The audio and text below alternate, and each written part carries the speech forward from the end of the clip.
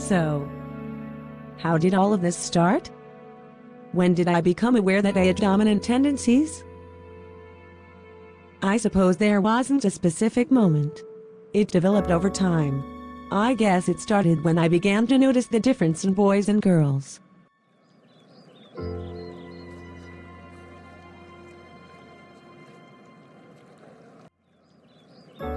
Boys were frequently rough with each other, even when they were playing. Most girls didn't like this behavior, but I found it intriguing. It was so different from how girls behaved. Boys seemed to lack control over their emotions. They expressed themselves through physical contact. I took every opportunity I could to observe them. I even kept a diary of my observations. Then there was Nick. He sat in front of me in high school biology. Nick was different from the other boys. He was loud and rough when he was around his friends, but when he was around girls, he was quiet and eager to please. Nick's behavior around girls fascinated me. Even though I didn't know what domination was at this point in my life, I felt a strange attraction toward Nick. It took a few weeks, but I warmed up to Nick enough to ask him out on a date. This place really fills up after 7 o'clock, doesn't it? It sure does. It's taco night. I think that's why it's so crowded. Would you like me to get you something? They have really good shakes and fries as well. Nick was so eager to please me. I really enjoyed the attention and found it remarkably erotic when he did what I asked. The fries sound good. Would you get me some? With the ketchup on the side? Sure. Just wait right here. I'll get 2 orders. That way if some of the fries are burned you'll have more to choose from. The more specific I was with my request, the more Nick seemed to enjoy carrying out my wishes. I was starting to understand what it was to be dominant, and also discovering how much pleasure it could give the right guy. I dated a lot of guys after Nick moved away with his family, but none of my early relationships were very satisfying. Most boys didn't have the sophistication or interest in what I wanted. That's when I started looking for guys that had the specific traits of a submissive.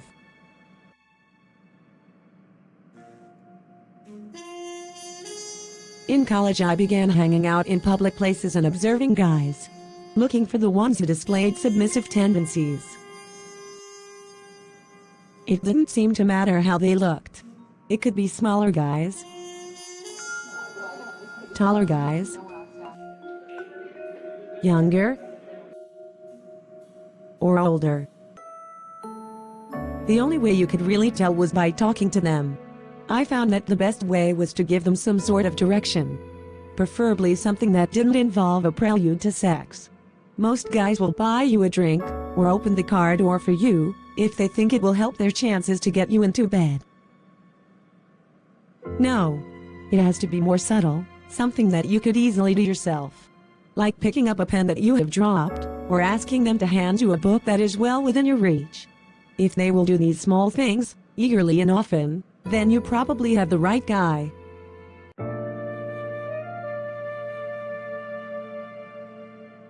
Then there was Brody. He had been on his college soccer team. He was athletic and good-looking.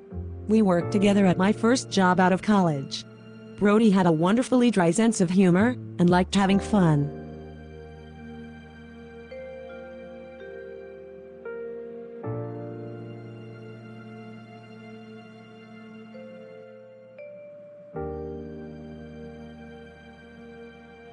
He was confident and charming, but I could see there was also a shyness to him. I wondered if he might have some of the qualities I was looking for. At first, I started with small things, like requesting the unlocking the case for me when he knew full well I had my own keys.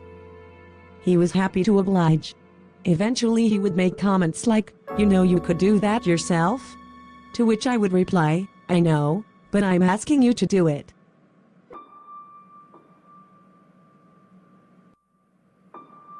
Over the next few weeks, If the store was empty, I would reward Brody with a kiss.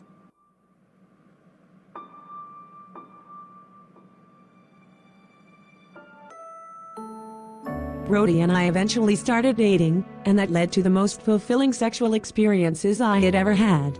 My earliest experiences observing boys taught me that they enjoyed rough play, and for them, it was a form of expression. Something primal in them that they needed. Submissive guys enjoyed this as well, but they want their partner to initiate it and guide it, because they seek pleasure by surrendering control. Guys like this enjoy seeing demonstrative displays by women. It thrills them to see a woman behave in a sexually aggressive manner. Brody enjoyed this as well. He did whatever I asked, helping me with the cooking and cleaning. When he would do what I asked, my heart would race. Knowing that I was in charge, and that I could direct him, thrilled me. Seeing him excited by my request and displaying a rigid erection only increased my appetite to dominate.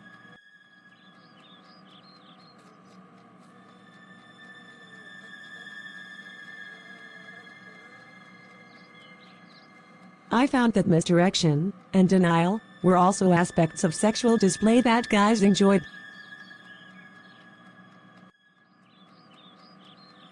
Sometimes I would give Brody a certain task, only to deny later on that I had ever said it.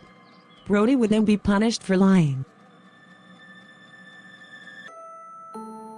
Well, Brody and I have been married for 3 years now. What can I say? We were lucky. We found each other. A dominant is nothing without a submissive, and vice versa. The two need and desire one another. Now get out there and find your man.